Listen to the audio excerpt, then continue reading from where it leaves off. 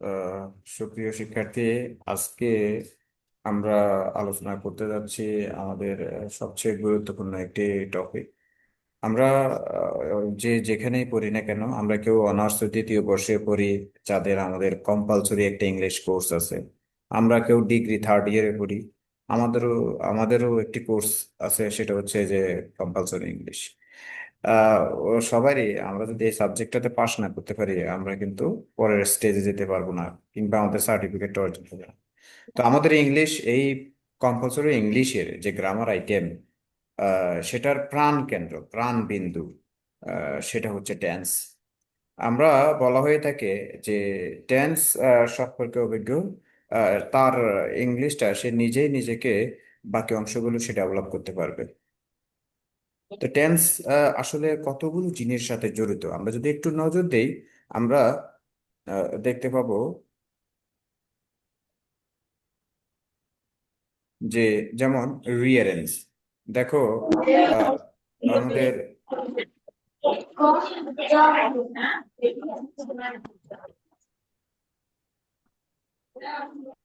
ওকে, আমরা যদি একটু খেয়াল করি, যেটা সেটা হচ্ছে যে আমাদের এই 2023 সালেই, হ্যাঁ, 2023 সালে আমাদের, আমরা সবাই জানি, আমরা যারা কম্পালসরি ইংলিশ কোর্স আছে, আমাদের একটি একটি টপিক, সেটা হচ্ছে রিয়ারেঞ্জ দ্য ওয়ার্ডস। আমাদের বাক্যের মধ্যে এলোমেলোভাবে শব্দগুলো থাকবে, আমরা সেগুলোকে সাজাতে হবে। যেমন যেমন দেখো, একটু এখানে আমরা যদি একটু খেয়াল করি, সেটা হচ্ছে যে লিখা আছে সেখানে, দেখো, যে 2023 সালের রিয়ারেঞ্জে যেটা আসছে, সেটা হচ্ছে যে Dhaka went to zoo I at last. Dhaka went to zoo I at last. এখন ঢাকা হচ্ছে একটি শহরের নাম, রাজধানী। সে গিয়েছিল টু জু, চিড়িয়াখানায় গিয়েছিল। আই অর্থ হচ্ছে আমি, লাস্ট উইক অর্থ হচ্ছে গত সপ্তাহ। তাহলে এখানে আমি যদি সাজাতে যাই, তাহলে আমাকে টেন্স সম্পর্কে আইডিয়া রাখতে হবে। আমি টেন্স যদি না পারি, আমি যদি টেন্সের গঠন না জানি, আমি রিঅ্যারেঞ্জ করতে পারবো না। তো এটা হচ্ছে একটি ব্যাপার, রিঅ্যারেঞ্জটা দেখাইলাম। এরপরে চলো আমরা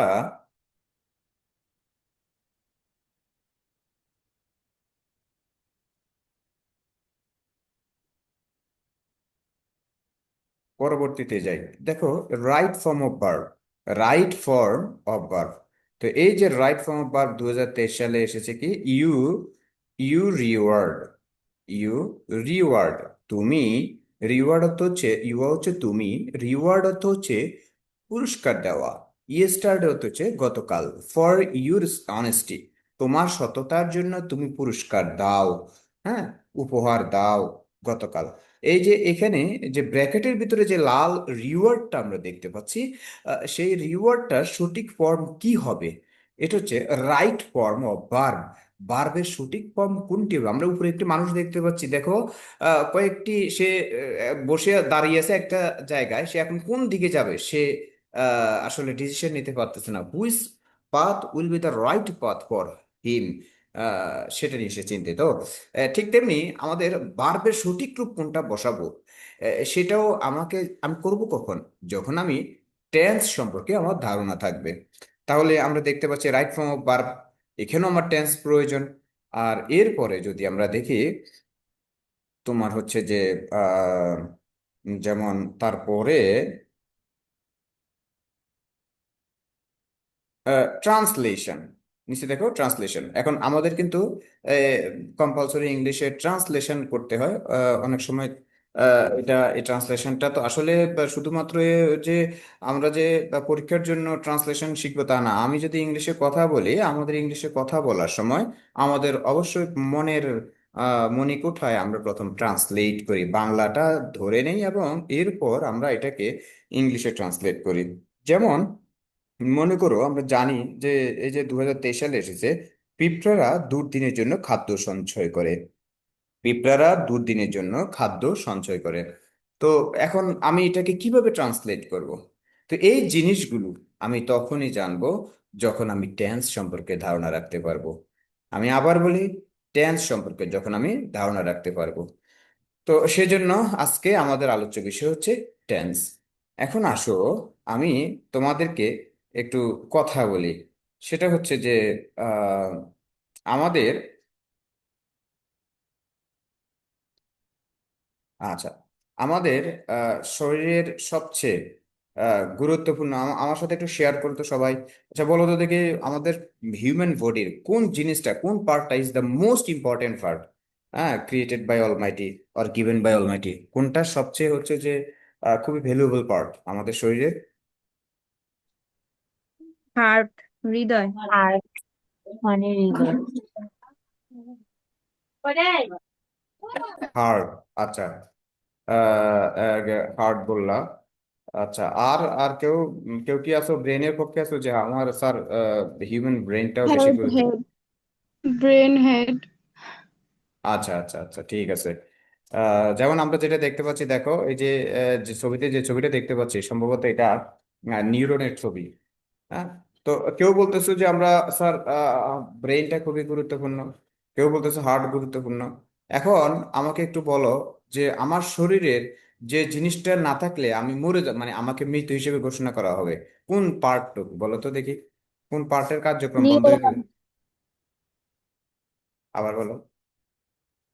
হার্টবিট বন্ধ হয়ে গেলে বা স্পন্দন বন্ধ হয়ে ব্রেইনটা। গেলে। হ্যাঁ, গুড, কাবাস। ব্রেইন, আচ্ছা, একজনে বলছে ব্রেইন, একজনে বলছে হার্টবিট। আচ্ছা একটা কথা বলি, আমি হার্টবিট যারা বলছো স্যার হার্টবিট, যে ব্রেইন বলছো তাকে একটু কথা বলি। আচ্ছা মনে করো তোমার হার্ট অফ হয়ে গেছে, তোমার ব্রেইন সচল, তাহলে যে বলছো যে স্যার ব্রেইন বেশি গুরুত্বপূর্ণ, তাহলে বলো সে কি মৃত না জীবিত? ব্রেইন সচল কিন্তু হার্ট অফ। সে জীবিত। আচ্ছা। যদি হাত ব্রেন উভয়টা হার্ট বন্ধ বন্ধ হয়ে যায় থাকে তো তাহলে জীবিত। মৃতই। আর যদি হাত ব্রেন উভয় একটা কাজ করে তাহলে জীবিত। তার আহ সর্বশেষ শেষের, আহ কাজ করা বন্ধ করে ব্রেইন। আচ্ছা ঠিক আছে, সর্বশেষ কাজ করে যে ব্রেন বলছে, সেও বলছে যে স্যার ব্রেন যতক্ষণ থাকে ততক্ষণ সে জীবিত, কিন্তু আহ, আমার যতটুকু মনে হয় যে, আমার মনে করো আমার বাইকে, আমি বাইকটা চালাই, তো বাইকের যে তেলের জায়গাটা, সে জায়গা থেকে তেল যায় ইঞ্জিনে। খেয়াল করো, ইঞ্জিন ঘুরতে থাকে, তো তেলের যে পকেটটুকু আছে, সে পকেট থেকে পকেটে তেল শেষ হয়ে গেলে এই তেলটুকু ব্রেন পর্যন্ত যেতে যেতে, আমার ইয়ে সরি, ইঞ্জিন পর্যন্ত যেতে যেতে কিন্তু বাইক চলবে। কিন্তু ইঞ্জিন যখন তার আরো তেল দরকার, কিন্তু তেলের পকেটটা যখন তেল সরবরাহ করতেছে না, তখন কিন্তু আমার বাইক বন্ধ হয়ে যাবে। তাহলে আমার ব্রেইন, আমার শরীরের পায়ের নখ থেকে মাথা মাথা পর্যন্ত প্রত্যেকটা পার্টে কিন্তু ব্লাড প্রয়োজন হয়।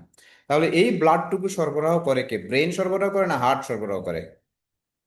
হার্ট সরবরাহ করে। হ্যাঁ, তাহলে হার্ট যখন সরবরাহ বন্ধ করে দিবে, তখন স্লোলি স্লোলি একটা পর একটা অঙ্গ আমার কিন্তু অকেজো হয়ে যাবে, ড্যামেজ হয়ে যাবে, এবং আমি মৃত। এই জন্য সর্বপ্রথম চেক করা হয় হার্ট। তা আমার মনে হয় হার্ট যদি কারো বন্ধ থাকে সে মৃত।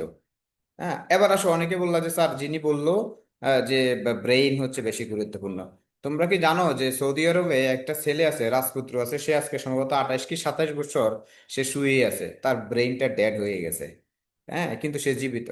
ব্রেইন ড্যাড হলেও কিন্তু মানুষ জীবিত থাকে, তার হার্ট যদি সচল থাকে। অনেকে আছে যখন তোমরাও দেখবা যে অনেক সময় ব্রেইন স্ট্রোক করলে, প্রচন্ড রকমের স্ট্রোকে তার ব্রেইন, তোমার বা কোনো অ্যাক্সিডেন্টে কিন্তু ব্রেইনের নার্ভগুলো বা কাজ করে না, বা ব্রেইন ডেড হয়ে যায়, কিন্তু তার শরীরের অঙ্গ প্রত্যঙ্গ ঠিক থাকে, সে তখন বেহুঁশ হয়ে থাকে।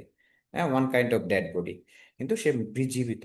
তো যাই হোক, আমি যেটা বলতে চাচ্ছি, আমাদের শরীরের সবচেয়ে গুরুত্বপূর্ণ পার্ট হচ্ছে আমাদের হার্ট।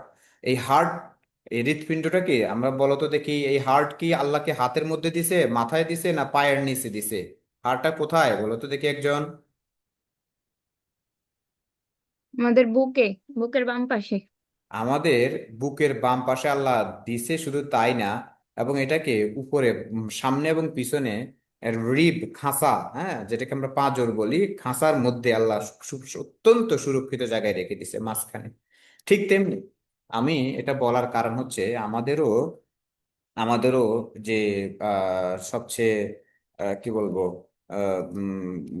ইংলিশ সেন্টেন্স যে আমরা তৈরি করি, ইংলিশ সেন্টেন্সের প্রাণ, ইংলিশ সেন্টেন্স আমি ইংলিশে ট্রান্সলেট করব, আমি ইংলিশে ট্রান্সলেট করব, আমি আমি রিয়ারেঞ্জ করব, বা হচ্ছে কোনো সেন্টেন্স লিখতে যাব বা বলতে যাব, আমার ব্রেনে রাখতে হবে এই বাক্যের মধ্যে ভার্ব কোনটি।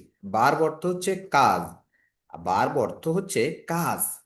কোন শব্দটা তারা কাজ করা বুঝাইছে সেই শব্দটা আমি আগে ক্যাচ করব। ক্যাচ করার পরে আমি যেটা করব সেটা হচ্ছে এটাকে মাঝখানে, আমি ব্রেনে, আমি ইমাজিনেশনে, আমি আমার খাতায় এটাকে মাঝখানে রেখে চিন্তা করব যে এই কাজটা কে করেছেন, যিনি করেছেন তাকে আমি সামনে রাখবো।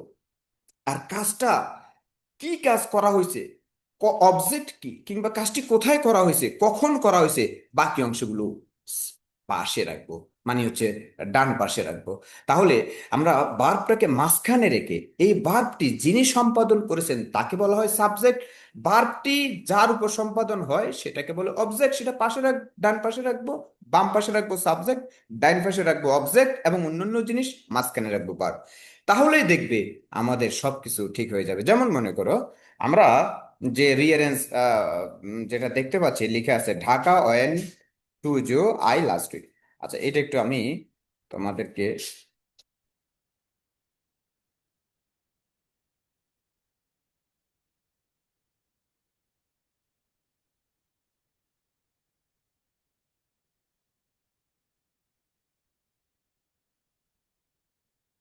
তোমাদেরকে স্লাইড একটু পরিবর্তন হয়েছে নাকি আগের স্লাইডটি দেখাচ্ছে? জি স্যার, চেঞ্জ হয়েছে। জি আচ্ছা, স্যার, তোমরা পরিবর্তন হয়েছে স্যার। Good, thank you. দেখো আমি এখানে দেখো রিয়ারেঞ্জ, তাহলে তোমরা সবাই বলো তো দেখি, এই যে আমরা একটু একটু করে টেন্সের দিকে যাব, আমরা সরাসরি টেন্স পড়তে যাব না। হ্যাঁ, যেহেতু আমাদের গুরুত্বপূর্ণ এটা অনেক, আমরা একটু দেখি আসলে কিভাবে কি হয় ইংলিশে। Dhaka went to zoo last week, এটার মধ্যে তোমরা বলো তো দেখি যে ভার্ব কোনটা, কাজ বুঝেছে কোনটা দিয়ে? ওয়েন্ট। সাবাস। ওয়েন্ট। তাহলে আমরা একটা কাজ করি, পয়েন্ট যদি কাজ বুঝায় তাহলে আমরা এই যে একটু মাঝখানে পয়েন্ট লিখলাম, দেখো WENT, পয়েন্ট। পয়েন্ট অর্থ গিয়েছিল, বলো তো দেখি। তাহলে মাঝখানে রাখলাম পয়েন্ট, আমাদের শরীরের মাঝখানে যেমন সৃষ্টিকর্তা গুরুত্বপূর্ণ জিনিসটা রাখছেন, আমরাও আমাদের মনের মণিকোঠায় বারটির মাঝখানে রাখলাম। রাখার পরে আমরা এখন দেখবো এই কাজটি কে করেছে। একজন বলো তো দেখি, কে গিয়েছিল? ঢাকা গিয়েছিল না আমি গিয়েছিলাম? I I I I I সাবাস। আই হ্যাঁ, গুড, এই তো হচ্ছে। হ্যাঁ, এইভাবেই চিন্তা করবো, দেখবে এইভাবে চিন্তা করলেই ইংলিশ আসলে কিছুই না, আমাদেরকে আসলে ভয় দেখিয়ে রাখা হয়। তুমি থরলি ইংলিশ বলতে পারবে মাত্র 1 মাসের ব্যাপার। হ্যাঁ, ওয়েন্ট আই, তাহলে আমি, তাহলে আমি গিয়েছিলাম। এবার বলো তো দেখি, এখন প্রশ্ন হচ্ছে কোনো কাজ, এই যেমন আমি কোথায়, প্রথমে লিখবা যে আমি কোথায় গিয়ে কোনো কাজ কোথায় কখন সম্পাদিত হয়, কোথায় সম্পাদিত হয়, কিভাবে সম্পাদিত হয়, সেটাকে বলা হয় অ্যাডভার্ব। আমি আবার বলি, মনে করো আমি এখন কথা বলতেছি, আই এম টকিং, মনে করো কি সত্যি তো আমি কথা বলতেছি। তুমি প্রশ্ন করবা, স্যার আপনি যে কথা বলতেছেন এটা যদি ভার্ব হয়, আপনি কোথায় কোথায় কথা বলতেছেন? আমি বলবো আমি এখন ভিক্টোরিয়া কলেজে কথা বলতেছি, আই এম স্পিকিং, হ্যাঁ, ইন ভিক্টোরিয়া কলেজ। স্যার আপনি কখন, মানে বাড়ি যদি এখন, তাহলে I am speaking in Victoria college now, আমি এখন ভিক্টোরিয়া কলেজে কথা বলতেছি, বা আই এম টকিং, আমি কথা বলতেছি। কোনো কাজ সেটা কোথায় সংঘটিত হয়েছে সেটা আমরা পার্বের সাথে বসাবো। তাহলে বলো তো দেখি, আই ওয়েন্ট, আমি গিয়েছিলাম, কোথায় গিয়েছিলাম? To Dhaka Dhaka. Sir. Dhaka. To Dhaka. আচ্ছা, এখন প্রশ্ন হচ্ছে স্যার, আই ওয়েন্ট শুধু ঢাকা দিলে হয় না, শুধু ঢাকা টু দিতে হবে? টু জু। মনে জি করো, sir, I went to Dhaka. মনে করো আমরা পারি না, মনে করো আমরা প্রিপজিশন পারি না, আই ওয়েন্ট ঢাকা। তো এখন ঢাকা তো আছে, আবার জু আছে না, জু জু তো কি? যুয়াতে চিড়িয়াখানা চিড়িয়াখানা। স্যার। হ্যাঁ, তাহলে আমরা কি আই ওয়েন্ট টু জু হবে, আই ওয়েন্ট টু ঢাকা হবে, না আই ওয়েন্ট টু ঢাকা জু হবে? ঢাকা স্যার, চিড়িয়াখানা আই ইংলিশ। ওয়েন্ট টু জু ঢাকা এভাবে হবে না? আচ্ছা আচ্ছা আচ্ছা, ভালো কথা, আই ওয়েন্ট, ও বলছে আসার আই ওয়েন্ট টু জু ঢাকা। আচ্ছা, ঢাকায়। লিখলাম। হ্যাঁ, এখন আই ওয়েন্ট টু জু ঢাকা মানে কি? আমি চিড়িয়াখানা গেছিলাম ঢাকা, নাকি আমি ঢাকা চিড়িয়াখানা গিয়েছিলাম? স্যার I আমি want ঢাকা to চিড়িয়াখানায় গেছিলাম। হ্যাঁ, তাইলে Sir, এটা I want to Dhaka too. Good, সুন্দর, ঠিক আছে। আই ওয়েন্ট টু ঢাকা জু, আমি ঢাকা চিড়িয়াখানা গিয়েছিলাম। তাহলে এবার একটু লক্ষ্য করো, তাহলে দেখো আমি আমি ওয়েন্টটাকে আমরা যেটাকে বলি হার্ড, যেটাকে আমরা বলি ভার্ব, সেটাকে মাঝখানে রাখলাম, এবং সেটা যিনি করলো আই সামনে রাখলাম, আর পশে পরে ডান পাশে দিলাম সেটাই, যেটা হচ্ছে যে কাজটি কোথায় সংঘটিত হয়েছে, ঢাকা জু। আর ঢাকা চিড়িয়াখানা। কখন সংঘটিত হয়েছে বলো তো কাজটা? Sir last week. হ্যাঁ, Last week. Last week. তাহলে আমরা এখন যেটা করব সেটা হচ্ছে ঢাকা জু লাস্ট উইক। তাহলে লাস্ট উইক, তাহলে মেয়েরা, ছেলেরা সবাই একটু বলো। আমরা আমরা ট্রান্সলেট করার সময়, আমরা কোনো কিছু ইয়া করার সময় লাস্টে যে আমার কথা উত্তর দিচ্ছে সেই বলো, মাঝখানে কি রাখবো বলো তো? Verb. ভার্ব। Hard.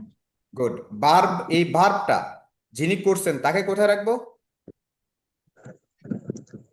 সামনে subject. সামনে। সাবাস। এরপরে দেখো এই কাজটা কোথায় সংঘটিত হয়েছে সেটা কোথায় রাখবো? পিছনে। Subject. ভার্বের পরে। ভার্বের পরে। এরপরে রাখবো কোথায়, এর পরে হবে কাজটি কখন সংঘটিত হয়েছে সবার শেষে, কেমন? জি। আচ্ছা, তাহলে দেখো আজকে এই যে এটুকু শিখলাম রিঅ্যারেঞ্জের, যে ভার্ব মাঝখানে বসবে, সাবজেক্ট সামনে বসবে, পরে অবজেক্ট বসবে। আজকে আমরা এখানে কিন্তু কোনো অবজেক্ট নাই, অবজেক্টটা পরে পড়াবো। অথবা কাজটি কোথায় সংঘটিত হয়েছে, কখন সংঘটিত হয়েছে সেটা পরে বসাবো। তাহলে এই যে আমরা দেখলাম, দেখো এটাও, এখানেও কিন্তু এক টেন্সের কারুকাজ আছে। হ্যাঁ, তো এটুকু আমরা দেখলাম রিঅ্যারেঞ্জের। আমরা এরপরে চলো আমরা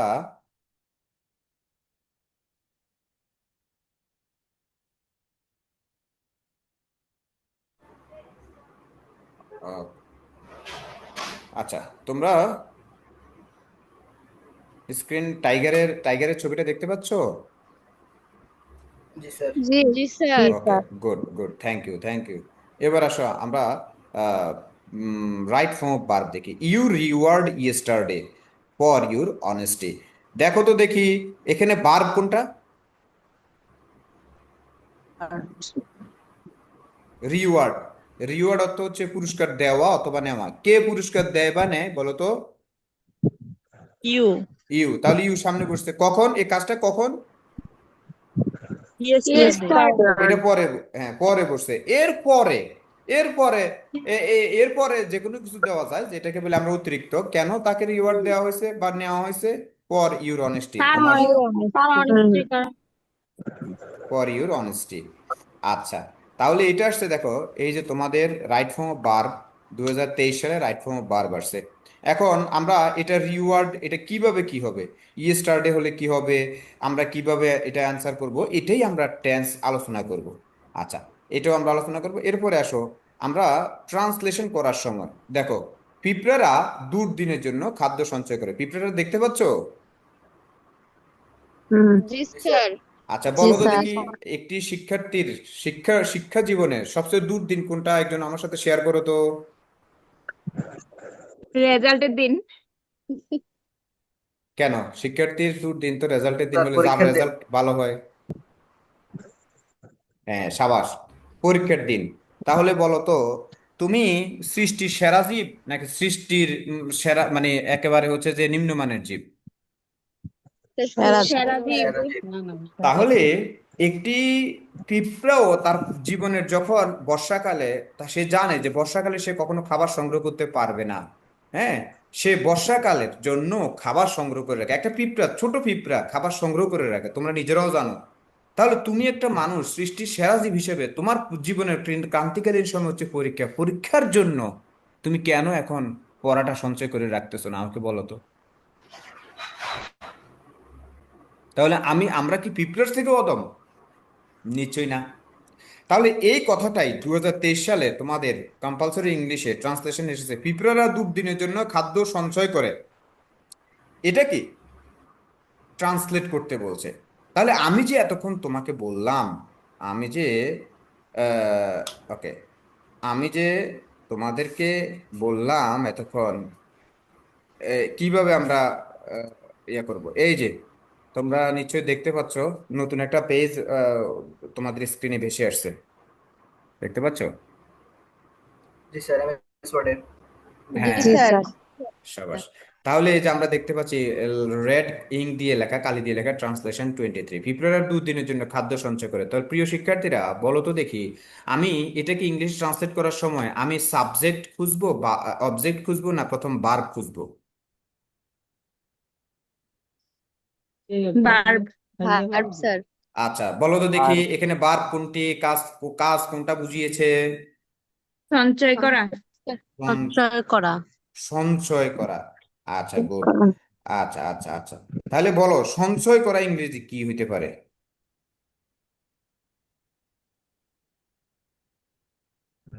স্টোর। স্টোর। সেভিংস। কি আচ্ছা, সেভিং। আচ্ছা একজন বলছে স্টোর, আরেকজন বলছে কি? বলো তো কি বলছো?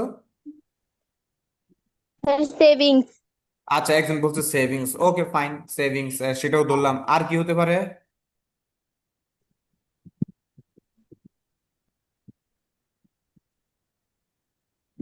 হ্যাঁ শেয়ার করো, আরে আমাদের তো আহ, একটা না একটা কিছু করলেই হবে।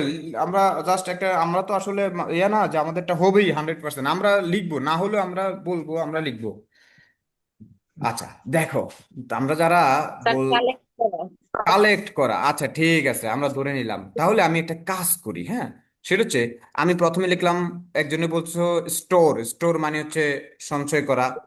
আরেকজন বললো হচ্ছে যে কালেক্ট। আরেকজন বললো সেভিং, মানে সেভ বা সেভ। আচ্ছা ভালো কথা।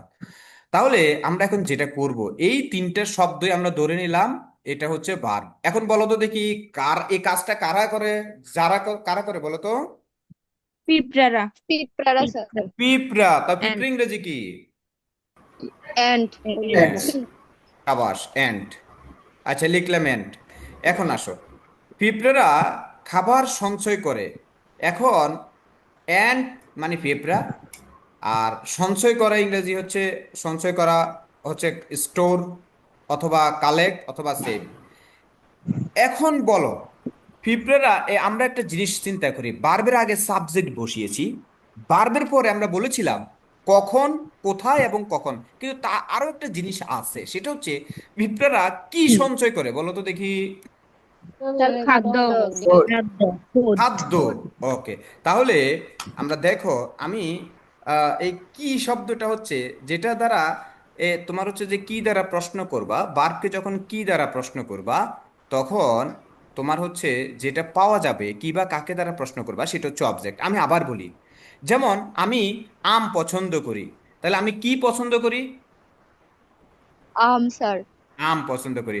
আমি আহ, তোমার হচ্ছে যে এই যেটা বলতে পারি যে আমি ছেলেটিকে সহায়তা করি। আমি কাকে সহায়তা করি? ছেলেটিকে স্যার। লেটিকে। হ্যাঁ, আমি এই যে মানুষটাকে পছন্দ করি, কাকে পছন্দ করি? মানুষটিকে স্যার। হ্যাঁ, তাহলে কোনো সেন্টেন্স করার সময় ওই বার্বকে প্রশ্ন করো কি বা কাকে, যে উত্তরটা পাবা ওই জিনিসটা একেবারেই বার্বের ডান পাশে বসিয়ে দিবা। যেমন দেখো, অ্যান্ড স্টোর, অ্যান্ড সংগ্রহ করে, অর্থাৎ সঞ্চয় করে। কি সঞ্চয় করে? স্যার খাদ্য। খাদ্য। খাদ্য ফুড। ইংরেজি কি? ফুড। ফুড। ফুড। তাহলে দেখো আমরা, এটা বাংলা হয়ে গেছে, দাঁড়াও, ফুড, হ্যাঁ খাদ্য। তাহলে এই যে আমরা লিখলাম, এই ফুডটা হচ্ছে তোমার অবজেক্ট।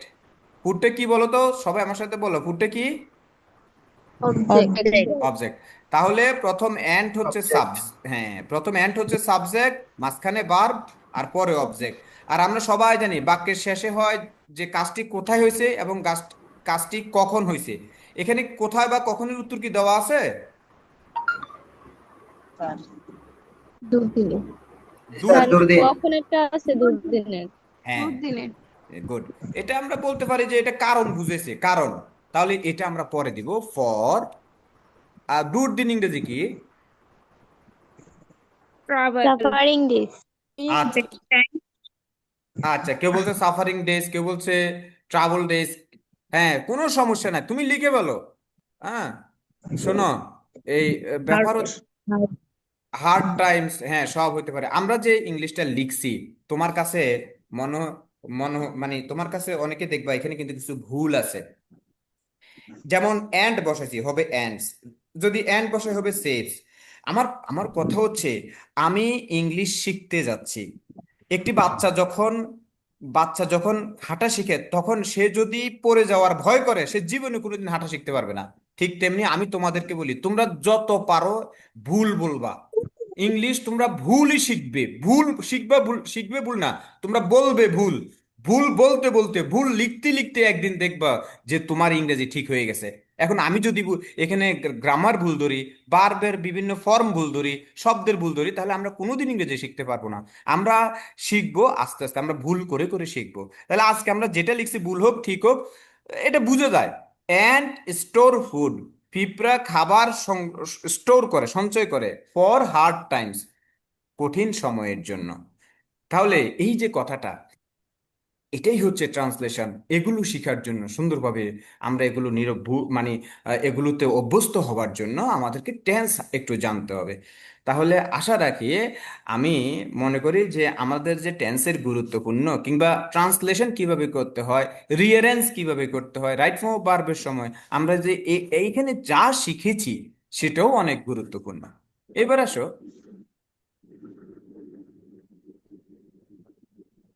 ওকে, দেখো। স্যার আসসালামু আলাইকুম। স্যার আপনার ক্যামেরা কি আজকে অফ রাখছেন? হ্যাঁ হ্যাঁ, আজকে ক্যামেরা একটু অফ রাখছি। আমাদের আচ্ছা, যেহেতু ঠিক আছে। ছবির মধ্যে একটু আমরা ছবি দেখাচ্ছি, সেজন্য ক্যামেরাটা অফ রাখছি। শিক্ষার্থীরা, তোমাদের কি ক্যামেরা আমার চেহারা দেখা লাগবে, নাকি আমরা যা দেখতেছি সেটাই ওকে? এটাই ওকে, লাগবে না। আচ্ছা আচ্ছা, ঠিক আছে। এবার দেখো, আমরা ছবিতে কি দেখতে পাচ্ছি বলো তো? 12 ডিপার্টমেন্টস ইন বিক্রি। এটা কুমিল্লা ভিক্টোরিয়া কলেজের অনেক আগের ছবি, আমাদের ডিগ্রি সেকশনের, অনার্স সেকশনের। সেখানে আমরা এত আগে, তখন আমাদের ভিক্টোরিয়া কলেজে 12টা ডিপার্টমেন্ট ছিল। হ্যাঁ, আমাদের ভিক্টোরিয়া কলেজে 12টি ডিপার্টমেন্ট ছিল। তো এই 12টা ডিপার্টমেন্টে,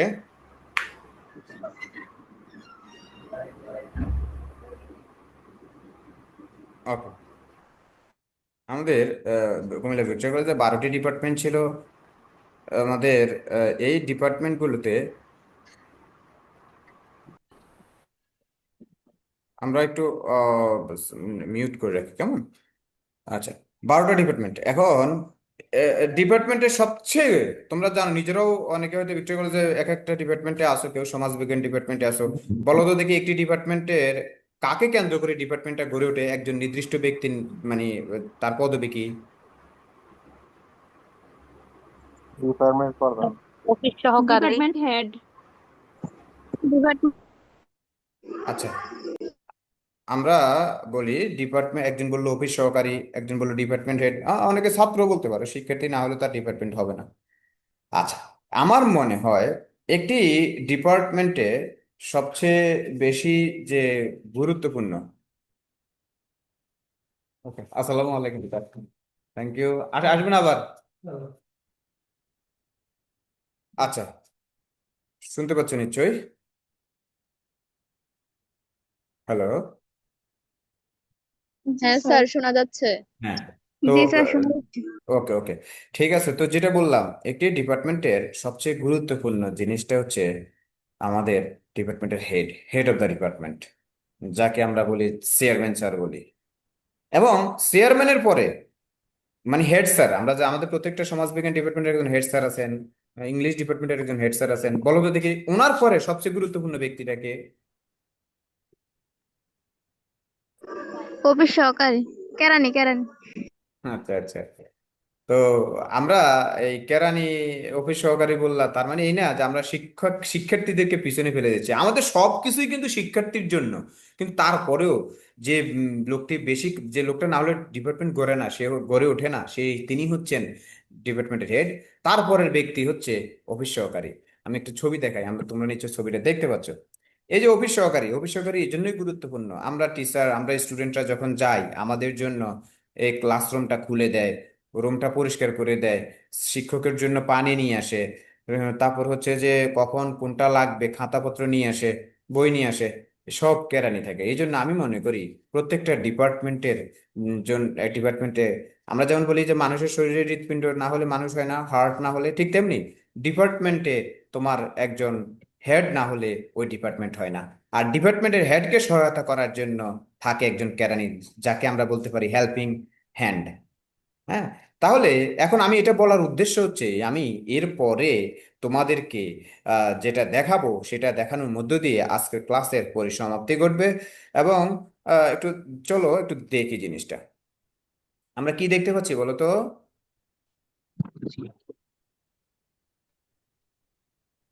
স্যার টেন্সের একটা স্ট্রাকচার আর কি। হ্যাঁ, টেন্সের স্ট্রাকচার দেখতে পাচ্ছি। আমরা দেখতে পাচ্ছি, দেখো আমরা জানি আমাদের পৃথিবীতে কাল তিনটি। কয়টি কাল বলো তো? তিনটি স্যার। তিনটি। তিনটি। একটা হচ্ছে অতীতকাল, যেটা হচ্ছে আমার পূর্বপুরুষরা ছিলেন। একটি হচ্ছে বর্তমান কাল, আমরা এখন আছি। আর একটা হচ্ছে বর্তমান। ভবিষ্যৎকাল, আমাদের যারা উত্তর পুরুষ তারা। তো এই যে তিনটা কাল, এটা আমরা সবাই জানি যে কাল হচ্ছে তিনটি: present tense, past tense, future tense. এই তিনটি কালে আমরা পৃথিবীর সকল সেন্টেন্স বলি। আর প্রতিটি কালের যদি চারটি করে ভাগ থাকে, আমি আবার বলি, প্রত্যেকটা কালের যদি চারটি ভাগ থাকে তাহলে তিনটা কালের মোট কয়টি ভাগ হবে?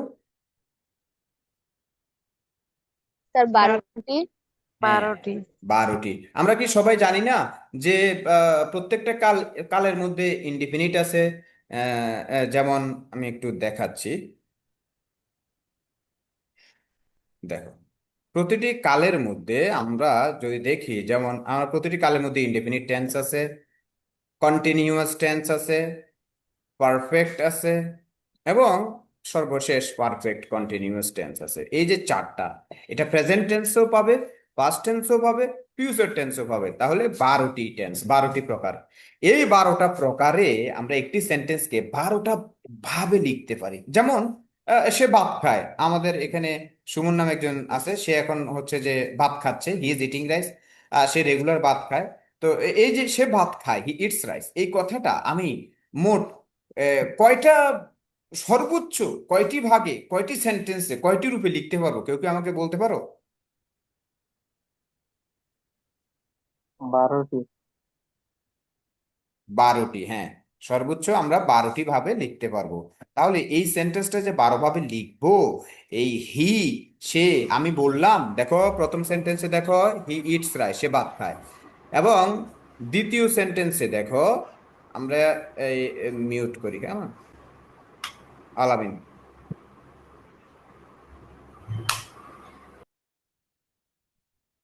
ওকে, তো যেটা বললাম, দ্বিতীয় সেন্টেন্সে দেখো হি এট রাইস, সে ভাত খেয়েছিল। তৃতীয় সেন্টেন্সে দেখো একই সারির তৃতীয় পার্টে দেখো হি উইল ইট রাইস, সে ভাত খাবে। আচ্ছা, এই 12 ভাগে 12টা সেন্টেন্স আমি যখন লিখবো, তখন কি রাইস কি কখনো তোমার হচ্ছে যে ব্রেড হয়ে যাবে, রুটি হয়ে যাবে?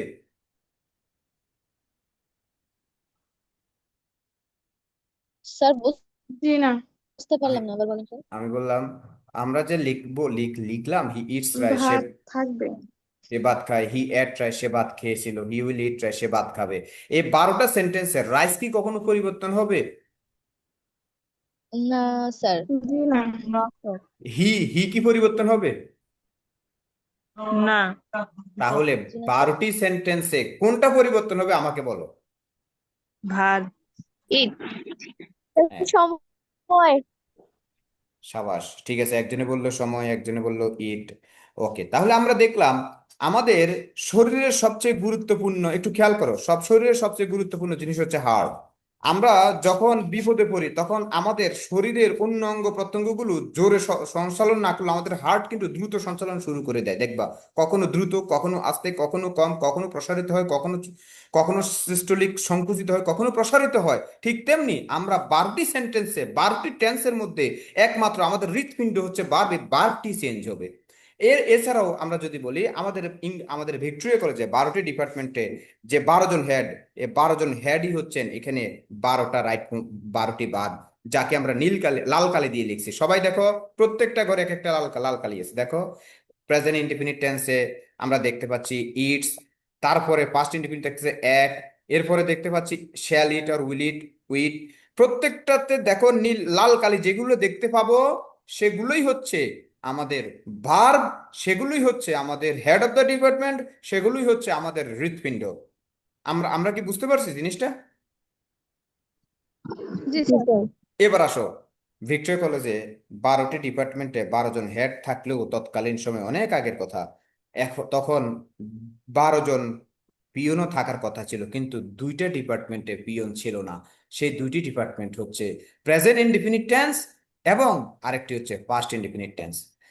আমি আবার বলি, আমাদের ভিক্টোরিয়া কলেজে 12টি ডিপার্টমেন্টের মধ্যে দুইটা ডিপার্টমেন্টে পিয়ন নাই, একটা হচ্ছে present indefinite, past indefinite. Sir present indefinite নামে কি কোনো ডিপার্টমেন্ট আছে নাকি? হ্যাঁ আছে, বাংলা ডিপার্টমেন্ট আর ইংরেজি ডিপার্টমেন্টে তখন পিয়ন ছিল না। এটা আমরা মনে রাখবো, আমাদের টেন্সের 12টি ভাগের মধ্যে 2টি ভাগের পিয়ন নাই, প্রেজেন্ট ইনডিফিনিট আর পাস্ট ইনডিফিনিট। বাকিগুলোর মধ্যে প্রত্যেকটাতে পিয়ন আছে। তোমরা একটু দেখো, আকাশি কালারের যে ইয়া দেওয়া রঙিন করা কালারটা আছে, আকাশি কালারের যে লেখাগুলো দেখতে পাচ্ছ, ওরা সবাই পিয়ন। দেখতে পাচ্ছ? গনে দেখো তো কয়টা কয়টা আকাশি কালার আছে, দেখো তো। 10টি। 10টি। তাহলে কি আমরা বলো 12টি টেন্সে কয়টি টেন্সের মধ্যে পিয়ন আছে? 10টি। আর কয়টি টেন্সের মধ্যে হেড অফ দ্য ডিপার্টমেন্ট আছে? 12টি। 12টি। এবং 12টি। কোন দুইটা ডিপার্টমেন্টে, মানে এখানে টেন্সের ক্ষেত্রে হলো কোন দুইটি টেন্সে অক্সিলারি ভার্ব বা হেল্পিং ভার্ব বা পিয়ন নাই? প্রেজেন্ট টেন্স প্রেজেন্ট আর past. Very good. Past indifferent, হ্যাঁ, good. past indifferent, present indifferent. Present indefinite. আমরা আজকে আজকে আসার আগে আমরা যা দেখলাম, আমরা আমাদের পড়ার সারবস্তু হচ্ছে আমরা দেখলাম রিয়ারেঞ্জ, আমরা দেখলাম কম্পালসরি ইংলিশে রিয়ারেঞ্জ আছে, রাইট ফর্ম অর ভার্ব আছে, ট্রান্সলেশন আছে, শুধু তাই না আরেকটা আছে কারেকশন আছে আমাদের, শুধু তাই না ডাব্লিউএস কোশ্চেন আছে, মানে প্রশ্ন কিভাবে তৈরি করে। সবগুলোর মধ্যে আমাদের সবচেয়ে গুরুত্বপূর্ণ আইটেম হচ্ছে টেন্স। আমরা শিখলাম যে ইংলিশে ভার্বকে মাঝখানে রেখে যিনি কাজটি করেছেন তাকে সাবজেক্ট সামনে রাখবো, তিনি তার অবজেক্টটা ডান পাশে পিছনে রাখবো, আর সবাই শেষে রাখবো জিনিস কাজটা কোথায় হয়েছে এবং কখন হয়েছে। এইভাবে আমরা ইংলিশ ট্রান্সলেট করব, এইভাবে আমরা ইংলিশ বলবো, আমরা চিন্তা করব। এরপরে আমরা আলোচনা করলাম টেন্স 12 প্রকার। 12টি টেন্সের মধ্যেই মূল ভার্বের 12 রূপ বসে, আর 10টি টেন্সের মধ্যে অক্সিলারি ভার্ব বসে, 2টি টেন্সে অক্সিলারি ভার্ব বসে না। কোন দুটি টেন্সে আবার একটু বলো তো? Present indefinite, past indefinite. Present indefinite, past indefinite. Past indefinite. তো আজকে আমরা এতটুকু ক্লাস করলাম। আমাদের দ্বিতীয় ক্লাসে আমরা টেন্সের আরো গভীরে যাব, এগুলো সুন্দরভাবে সহজ করে আমরা আলোচনা করব। আশা রাখি তোমরা সেদিন সবাই উপস্থিত থাকবে। আজকের মতো সবাই সেদিন রেসপন্স করবে। তো সবাই আসলে আমি মঙ্গল কামনা করি।